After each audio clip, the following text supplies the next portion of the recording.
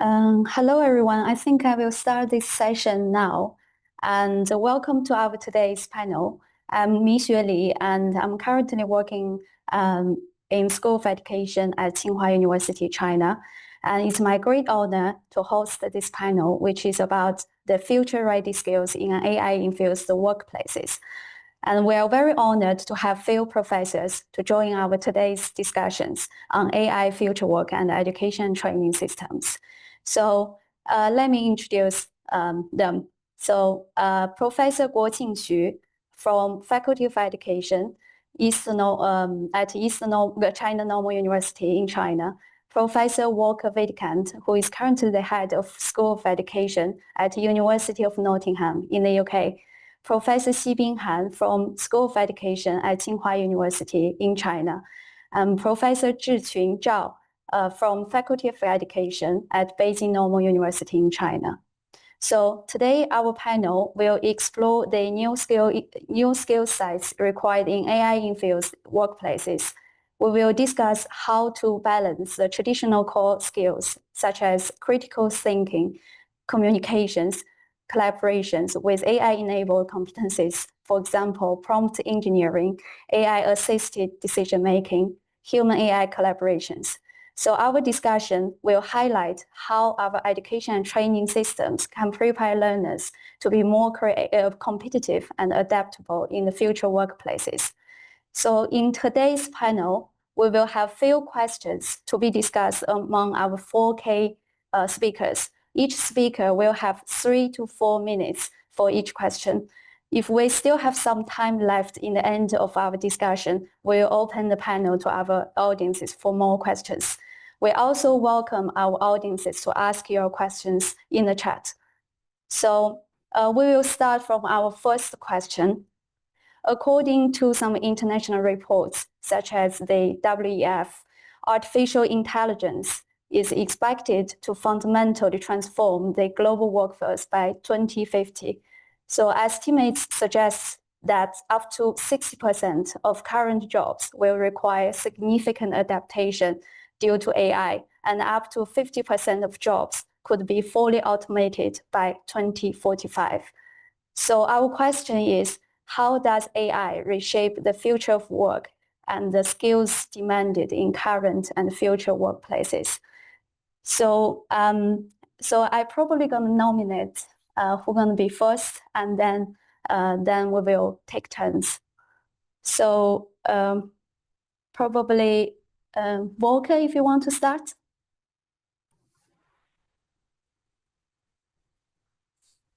Thank you very much, Mixue. It's an honor to be here with this esteemed panel and with all the colleagues in the room.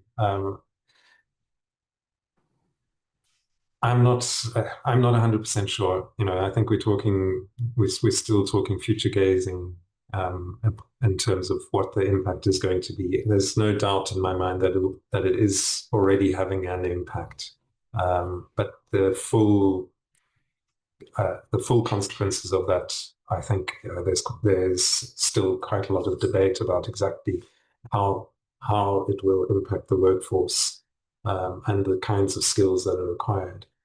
I think and perhaps these link to some of the later questions, but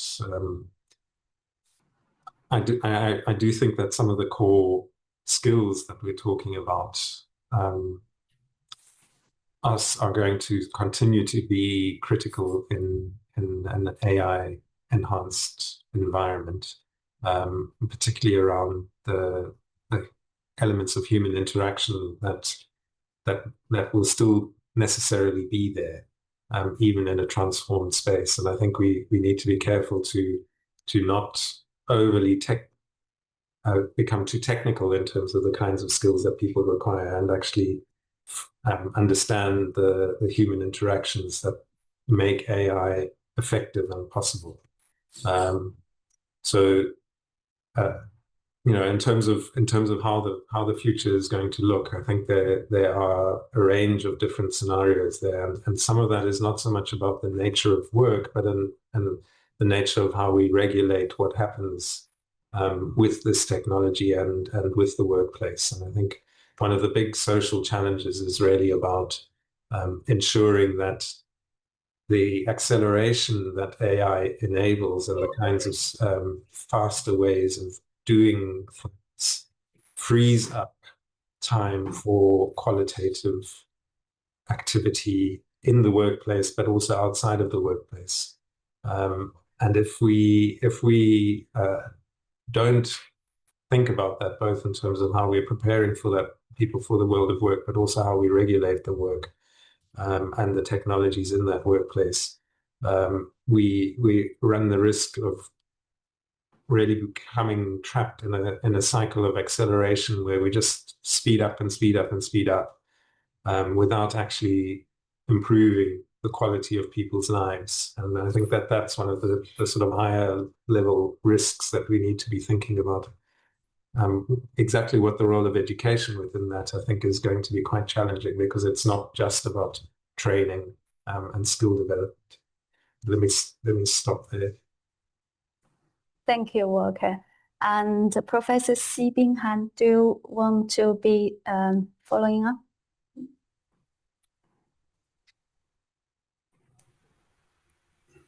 Yeah, can you hear me? Can you hear me? Yes, we can hear you. Hello everyone. It's very glad to enjoy the session. As to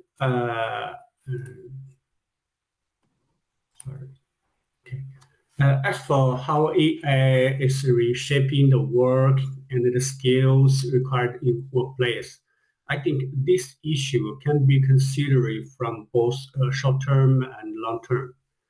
In short term, the extent of AI adoption varies across different industries.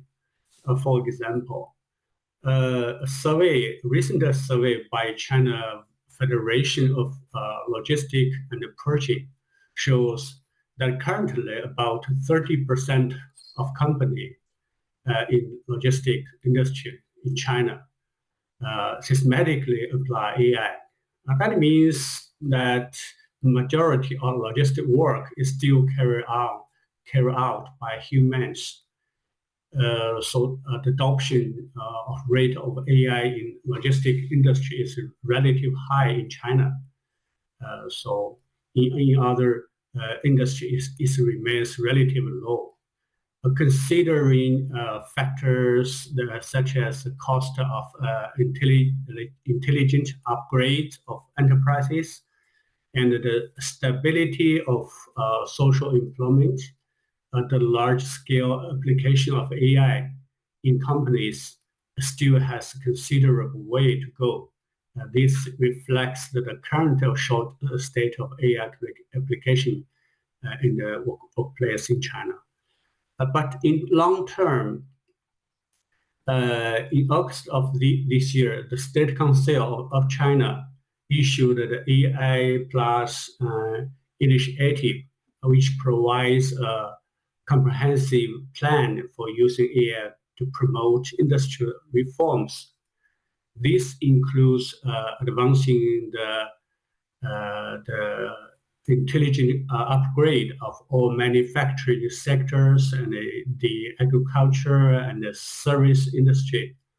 Meanwhile, AI will be utilized to stimulate high-quality demand, particularly by expanding the scale of consumption and enhancing its quality and level. This involves creating new scenarios of service consumption, new form of for production consumption, etc. This document, this policy sets goals for 3 key milestones. By 2027, China will take a lead in achieve extensive and deep integration of AI with 6 key sectors, with the adoption rate of AI extending 7%. By 2030, AI adoption will be exceeding 90%. So in long term, the AI will be used in all industry sector. That is the long-term trend. In summary, the impact of AI on job and professional skills is very complex. In one hand, the general trend will be AI replacing traditional human skills. But on the other hand, the exact timeline remains difficult to predict. That is some of my opinion. Thanks. Thank you, Professor Xibin Han. And we will hand it over to Professor Zhiqun Zhao. Can you hear me now? Yes, we can. Yeah, thank you. Yes, thank you. Sorry. Thank you for your opportunity to join the interesting discussion. I would like to see something from the perspective of the vocational pedagogical theory. In the past, we often focused on the positive impacts of technology, believing that faster technology development would lead to a better economy and higher living standards. Therefore, promoting rapid technology advancement became a guiding principle in the political and economic framework of many countries. However, when technology reaches a certain level of development, especially when the balance between natural resources, labor, and skills is not guaranteed, technology can also bring negative consequences, including structural unemployment. AI is a typical example of this. Regarding how AI will reshape future work and the skill required, I believe there's no single answer. Today, informatization and even intelligence, while information technology drives the development of productive forces, it has also made the relationship between individuals and the world of work, as well as the skills required in the workplace, more complex. To comprehensively address this issue, we should adopt the shaping-oriented vocational education philosophy, a theory established by German vocational education expert Professor Felix Rauner and his team in the late 20th century. According to this theory, there are no simple deterministic relationship among technology, work, and vocational education, as there exists a human-designed space between technology possibilities and societal needs. The world of work is not only a result from scientific principles, nor a specific outcome of technology development. Instead, it is a product of the interplay between technology possibilities and societal needs, such as the quality of the workforce, economic and social foundation, cultural identity, policies, and regulations. As vocational educators, we should enable vocational education to exert a positive influence on work organization, achieving a strategic shift from adaptation-oriented to a shaping-oriented approach. We should cultivate in students not only the competence to adapt to technological development, but also the competence to co-shape the future development of technology and the world of work in a socially, economically, and environmentally responsible manner. Thank you. That's my motion. Thank you very much, Professor Zhiqun Zhao. And now we hand over to Professor Guoqing Xu. Hello, Professor Volker. Nice to meet you again. I have the maintenance worker in my home because they are so busy. So the worker come to my home so late. Maybe I'm not available for several minutes. I think the worker will finish the work soon. Yes. As this question is very important. So in my opinion, now AI has indeed had a very important impact on work and life. For example, at the airport, the boarding pass used to require manual inspecting, but now just a simple facial scan can finish the work. So this eliminates the need for a large number of boarding pass inspectors. And but the remaining field service staff has also seen a shift in the laws, as they no longer directly check boarding pass, but assist the robots in the process. So, and in manufacturing, the use of robots is becoming increasingly common, with many tasks visually handled by humans now, but now by machine. So this led to a significant reduction in the demand for employees. So AI has influence on the design industry is particularly evident, as it has transformed the entire design process. Many skills must recur, such as drawing, and now don't need it again. So human design capabilities only hold practical value when they surpass AI. So I think AI is also profoundly affect the work of teachers. With AI processing have far greater knowledge than humans. I think we are not clever as the AI. So the question of what teachers should focus on in the future is one that demands deep reflection. But I think we also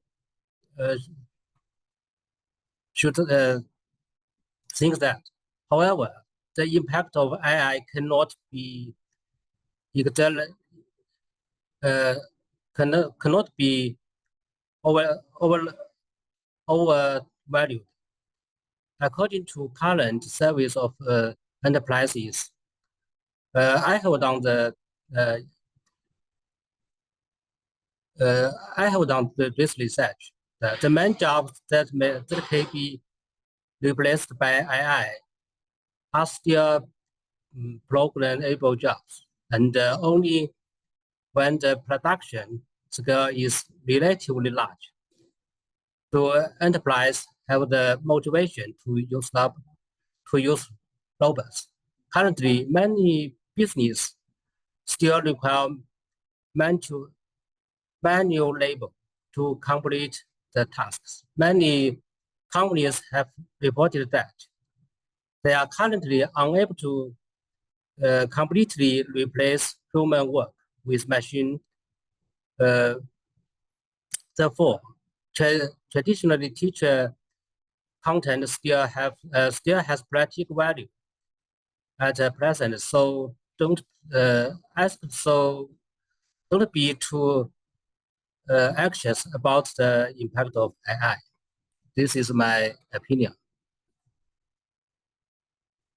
Thank you very much, Professor Guoqing, and thank you everyone for the first question, for responding to the first question. And now we come to So how can our education training systems can strike the right balance between these human-centered skills, like we said before, and the emerging AI-enabled competencies, ensuring that learners are both technologically capable and also holistically prepared for the future of work. So I think we still kind of go with the sequence for the first question, if that's okay. And so Volker, so yeah, over to you. Thank you. Yeah, I think this is a really interesting challenge for education, and I think part of the challenge that we face is that we use the concept or the term AI, but it's an umbrella to capture a whole range of different things that are happening. So, are we talking about broader processes of digitalization, or are we talking about large language models of machine learning, for instance, and all? And these different aspects have different implications in terms of what kinds of skills people need. But I would say that I think we need all of our students within the education system to develop a literacy around this technology.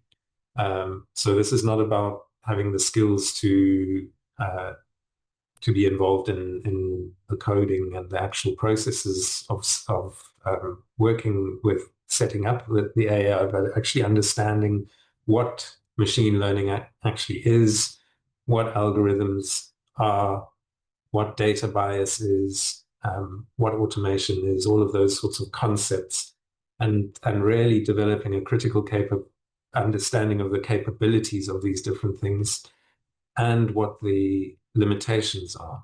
And then thirdly, I would say a strong understanding around the ethical implications, and these would be related to questions of data privacy, questions of surveillance, fairness, accountability, those sorts of things, but also the ethics about attribution, copyright, all of those issues that they would have variable implications. But I do think we need our students to develop a critical understanding of those dimensions, because I think certainly my experience of working with my own students, and just yesterday I saw a news report of a very well-known consultancy firm in Australia having to pay back the government for a report that had been submitted to government, where they and the report was published by the government on the Australian government website, and then when people read it, they discovered inaccurate references within it, made up references, quotes, and this phenomenon at the moment of hallucination that happens within some of the AI models is something that people really need to be aware of, that you can use that tool to help you to write the report and to structure the report. But unless you're actually careful about understanding what the limitations of that tool are, you are going to potentially allow something through that a client will later pick up, and in this case, there was a massive financial penalty for that company. So I think this question of literacy for me would be the first level of skill that we would need almost as a universal part of the curriculum, regardless of the particular occupations we're talking about. And then, there would be much more specific levels of skill in relation to particular tools and how you use them effectively in the workplace. But I really do want to re-emphasize, and I think that came across in all three, that we need to also really flag, how do you use AI in a way that reinforces some of the fundamentally human aspects of the workplace, so that we don't create workplaces that become ineffective because people are no longer able to interact socially with each other, understand the work culture of the workplace, all of those sorts of things that are also key. I think there's, we can unpack a lot of those different aspects, but I'll probably leave it there for the moment. Thank you very much, Volker. And now we hand it over to Professor Xibin Han. my computer and network is not so stable, so that when my connection is not disconnected the period. So when my screen is disappear, you can let the other panelists go on. Okay. As AI gradually replaces human labor, traditional manual skills are likely to be replaced. That is, I think that is a trend, kind of development trend. However, while education and training systems focus on developing students' AI-related work skills, I think great emphasis should be placed on cultivating those core competencies such as critical thinking, communication, and collaboration. I think these competencies will provide long-term support for personal development in workplace. We can divide future work by two dimensions. One is the level of creativity, and the other is degree of emotion engagement. If a job is repetitive, demands low creativity and requires minimal emotion input, this job is likely to be replaced by AI, such as quality inspection on production lines, data entry and processing, etc. But those jobs that require either higher creativity or significant emotion engagement will be not so easy for AI to place, such as a CEO of a company, excellent teacher or coach. These show that critical importance of human capabilities such as critical thinking, creativity, communication, collaboration, and emotion emphasis. That is my opinion. Thanks. Thank you, Professor Xibin. And now we go to Professor Zhao. Okay, thank you. My answer comes from also from the pedagogical perspectives. When AI becomes important tool of labor, and automated equipment replaces physical labor and even some mental tasks, the content and the methods of work undergo significant changes. To ensure that skilled professionals have both technical competence and comprehensive preparedness for future work, we should implement shaping-oriented vocational education and training. In shaping-oriented teaching, the learning content is not limited to the functional aspects of technology.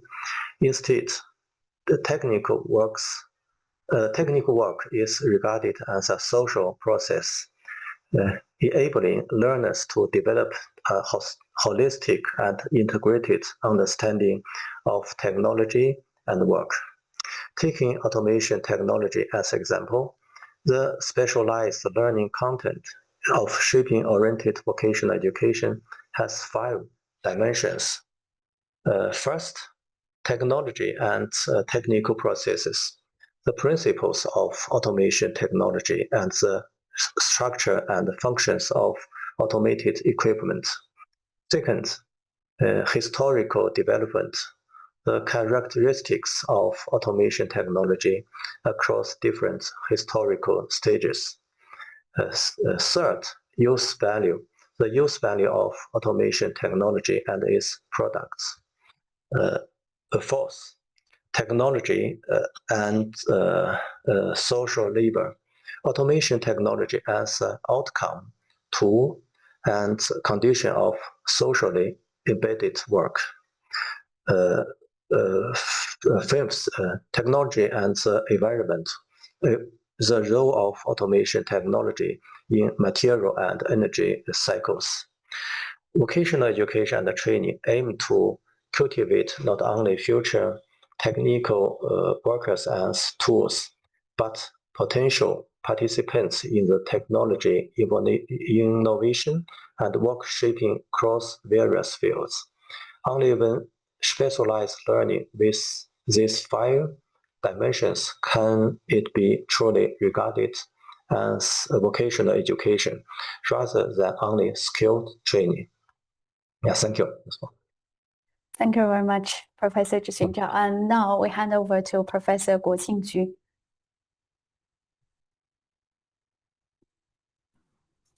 Okay.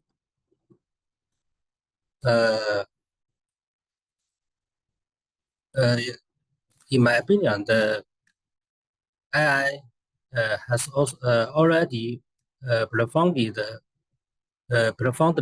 impacted our work and life. So the education must have great reforms. I think in the AI era, the required skills may include 2 aspects. One is how to apply AI in work. This requires the students to master the skills to use AI and becoming familiar with the functions and the process. The tasks AI can handle may be far more complex than those humans can perform, thereby likely expanding the scope of work significantly. So workers must also acquire these entirely new tasks. I think that this is very important. We can think this problem as now. The other aspect involves tasks that is AI cannot accomplish. There are still many work that AI can't do. And so this work will still need the workers to finish, including manual skills and highly creative cognitive skills. So education in AI era, I think, should primarily focus on this dimension. Thanks. Thank you very much, Professor Guoqing. And now we go to the 3rd question. So researchers have long debated on the mismatch between education and training systems and the rapidly changing world of work. So, and the rise of AI seems to intensify this tension. So how do you think of this discourse of mismatch? And if this mismatch is a real challenge, so how can education and training systems prepare itself to mitigate or even bridge it in the age of AI? So yeah, I think Volker, you're the first. Okay. Thanks, Mixue. I mean, as you point out, this is not a new problem. I think the issue is that it becomes a question of an acceleration of the speed of the mismatch. You know, and I think one of the difficulties that vocational systems and education systems more generally, but specifically vocational, because there's this very close connection between education and the world of work, is that we need to stop trying to catch up to what's happening in the world of work, because there's no way that we can do that. And we've never really been able to do that effectively. And that's always been the critique of vocational institutions, is that they don't produce people who are work ready for the technologies that are already in the workplace and so on. So I think it does, fundamentally pose a challenge about what one is trying to do, what skills people are learning in vocational institutions, and what we need to recognize that people can only learn in the workplace, and really understand that that transition between vocational education in an educational institution and the learning that happens in the workplace as one curriculum.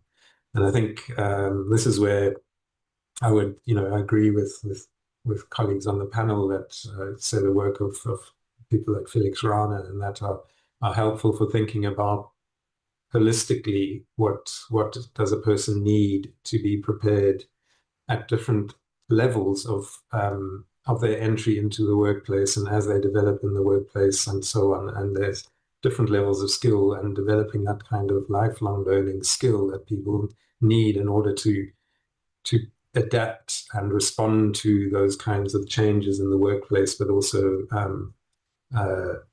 understand that the possibilities of the technology, but also the risks and all of those sorts of things. And that's quite complex sets of skills that people need, and it's not easy, and is not easily learned just by learning tasks. So one's really got to be thinking about work much more holistically and preparing people for that holism, in order that they are skilled to deal with the acceleration of the technological change, I would say. And so part of the challenge for us is to really assert what is the responsibility of the educators and the educational institution, and what is the responsibility of the workplace in that learning curve. In many places around the world, there's an expectation from employers and industry that the education provider supplies a work-ready graduate or leaver. And I think we need to be able to be quite confident in saying that we can never have a completely work-ready person if the expectation is that they will be able to do all the things that workplace requires. I think most good employers and good workplaces understand this and have training processes in place, proper induction, ongoing mentoring, all of those sorts of things. And so there is a curriculum that allows people to learn on the job. And I think that's the educational challenges for us to be able to assert that process much more clearly. Thank you, Volker. And now we hand it over to Professor Xibin. Well, I agree with Professor Volker that we are facing a big challenge, the mismatch between education and the changing world of the work. But I would like to focus on two aspects. The first is our school is not ready for adopting AI in their institution. Another is the teacher capabilities is good enough to deal with the challenge. For the first aspect, in the first half of this year, our team conducted a large-scale survey on AI application in Chinese vocational schools and colleges, collecting data from all 32 provinces across the country. The survey included near 1,000 school questionnaires, 130,000 teacher questionnaires, and 1.3 million students questionnaires. So the results show that the the generative AI literacy of teachers and students assessed based on the Bloom's cognitive taxonomy across 4 dimensions. And that is knowing and understanding, application of analysis, evaluation and innovation, and ethics and responsibility. The results show that teachers score higher than students in the later 3 dimensions, but in the knowing and understanding dimension, students score 10% higher than teachers. That is indicating that teachers is not good as students in foundational knowledge and the skill. I think that's a big problem. And about the AI readiness of a vocational college, we evaluate the AI readiness across 6 dimensions. That is strategic planning, organizational structure, process assurance, technological environment, data preparation, and ethical security. With 4 score of 4 points, according to the survey data, our AI readiness score of Chinese vocational college is 2.18. That's indicating that schools are currently in the very early stage of preparing for AI implication. Among the 6 dimensions, the highest score was the strategic plan, 2.46, while the lowest was the technical environment, 1.93. That's suggesting that while schools have just a beginning plan, the development of their technological infrastructure it is still low level. So it summarizes right now, organization AI readiness and teacher capabilities are not enough to support education institutions to effectively use AI for promoting their teaching and learning. Thanks. I think in China, the mismatch between vocational education and the world of work is primarily caused by the disconnection between vocational school education system and the enterprise needs. The rise of AI seems to intensify this tension.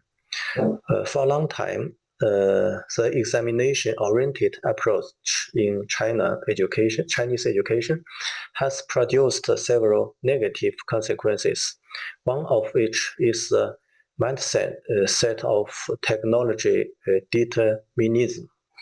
While technology determinism has a certain rationality, as technology is, of course, one of the key drivers of social change, it relatively overlooks society's role in shaping technology.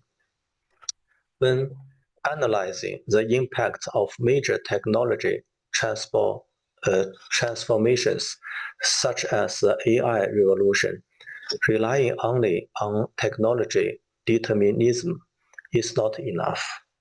A more comprehensive and dialectical perspective is necessary, one that considers both technological logic and social choice. This issue is reflected in the teaching practice of vocational education, where behaviorism and cognitivism approaches dominate in China. Students are often placed in a passive state, lacking the generation of subjective experiences and the construction of personal meaning, which hinders the development of innovative competence. In China, I think implementing Implementing action-oriented teaching is an effective means to address this problem. This involves teachers and students jointly defining an action product to guide the teaching learning process, enabling students to achieve the integration of mental and manual labor through active and holistic learning. Yeah, that's all. Thank you. Okay, yeah. So, yeah, Professor Guoqing. is missing. So let me continue. So I think this question is too difficult to answer. So I don't have too much to talk about this question because maybe many skills will not has a practical value in AI era. But from the perspective of education, we still need to train the students to master this skill. So I think this question is very important to get the conclusion. It needs more research. But for me, the current mismatch in education, I think is we focus too much on how to use AI as an education technology tool to promote the reform of current teaching methods. However, the more profound impact of AI, I think, is on work and life, which has a profound impact on the current state and the content of education. So currently, there is too little attention paid to this aspect in educational research. I think that. So this is my opinion.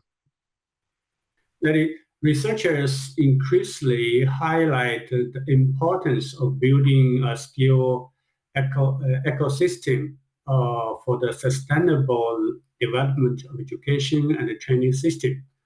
How do you see the roles of global, national, and local actors, including policymakers, company, education institution, industry association, etc., in shaping this ecosystem?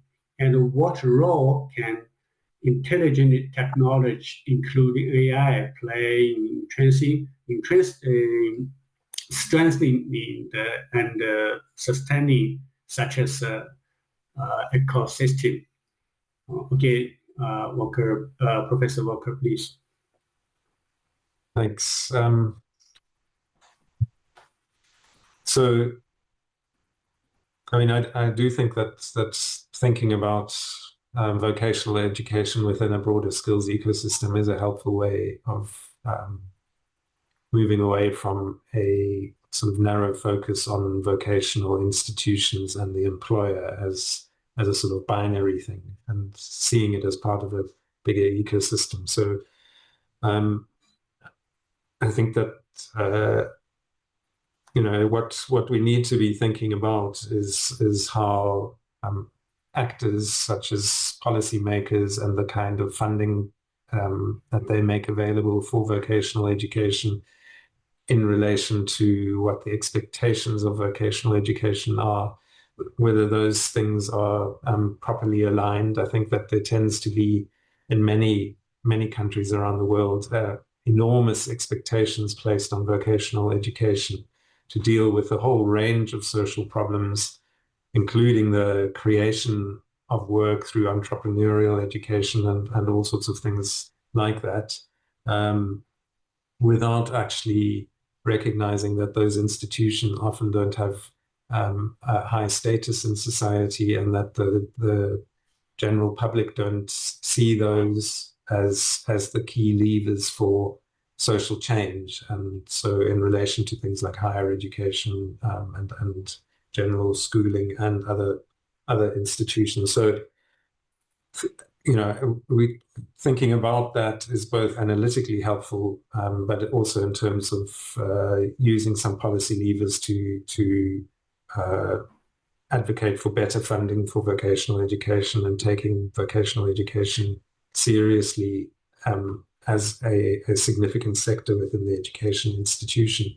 So I do think that this is a good way of trying to understand the relationship between the educational institutions and the economy.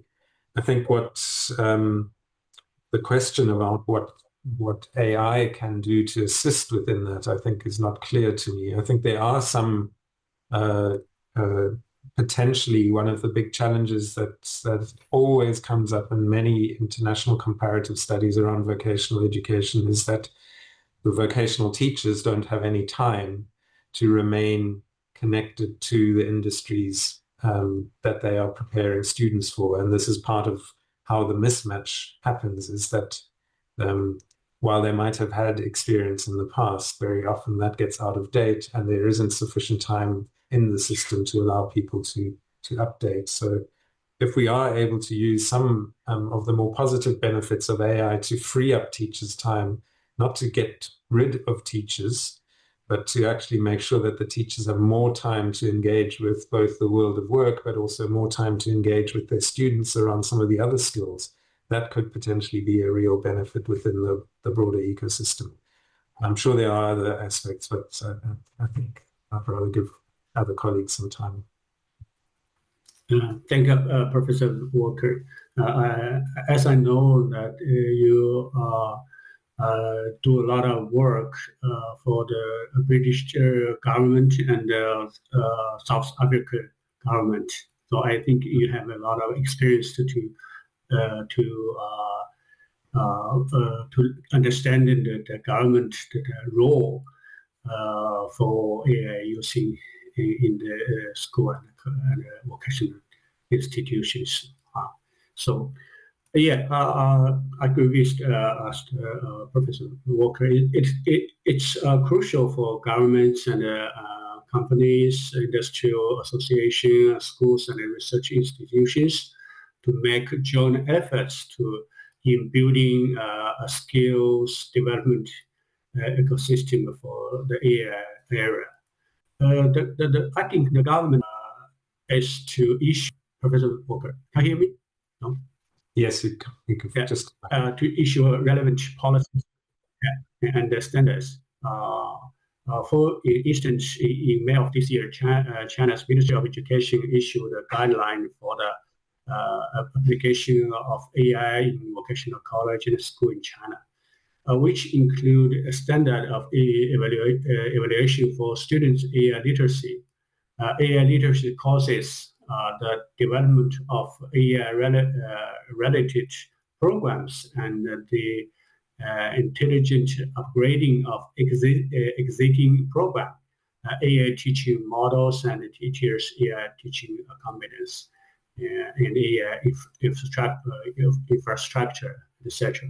So this guideline will direct vocational college and school nationwide in advancing the application of AI. So that is the role of government. As to the role of industry association and the company, I think they also play a vital role, especially in the process of developing specific AI large models for vocational education. College and schools and lack the capability to do this alone. Collaborative efforts from all parties are essential. As I mentioned earlier, the China Federation of Logistics and Purchasing has developed a specific large model for the industry based on the company. This big model can be used by all college and school in China. Over the past year, our research team has collaborated with them to apply this model to promote teaching and learning in vocational college and school. So the above guidelines were also developed with our team's deep involvement. So these experiences may serve as a reference. That's all. Thanks. So let us invite Professor Zhiqun. Okay, thank you. Yeah, thank you. I think it's a question of policy making. When policy makers, companies, educational institutions, industry associations, and other stakeholders all play active roles in shaping the ecosystem for skill development. It is an establishment of a so-called collective skill formation system. According to the theory of institutional economics, it is an institutional arrangement characterized by a high degree of involvement from both the states and the enterprises, emphasizing a balance between state intervention and market regulation. Typically, the state empowers industry organizations through legislation and administrative mandates to participate in vocational education management. The states and enterprises share the cost. The states provides investment to public vocational schools, while enterprises take the cost of practical training. I really don't know how the AI supports the establishment of such a political system, but I think the so-called third generation digital learning resources can support the establishment of this skill formation system. It involves the holistic design of the organizational and cultural architecture of educational institutions, focusing the experiential and autonomous learning strategies using AI technologies. It provides professional solutions and can also enhance the learner's shaping competence. I think is so. Okay, thank you. Thank you, Zhiqun, Professor Zhiqun. And Professor Guoqing, please. Now we are talking about the question 4. Yes? Yes, we are. Yeah, yeah please. Yes, okay. Yeah, I can hear. Okay. I think a long time for the word, the skill ecosystem. I don't understand too much about this word. So what's the skill ecosystem? I think maybe it's refer to the environment of the skill formation. So, in my opinion, I think that the most important is to the most critical issue is addressing the motivation for skill acquisition. Yes. So I think the most important question is to motivate the young people to learn skill. But in the AI era, maybe many high salary occupation will be created, and the skilled occupation maybe the salary and the status of the society will decrease. This is I wondered about. It may so how to salute this problem? I think the government should have more policy to support the young people to learn skill.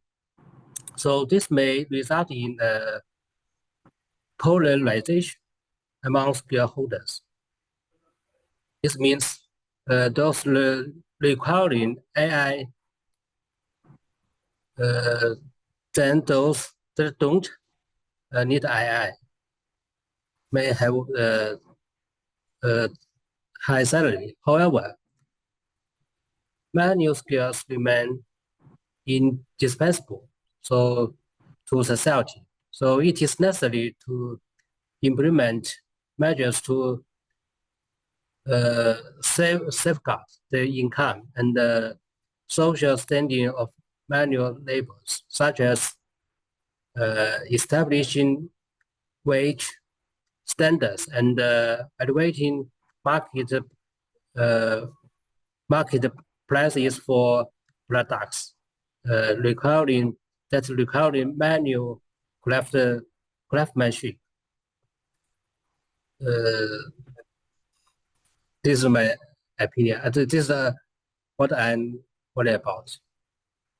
Thank you very much, Professor Guoqing. And I'm very sorry for my technical issues. And thank you very much for attending our sessions.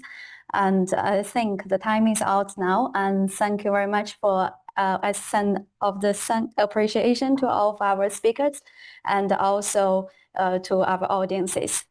And thank you very much. And I think we will end this session.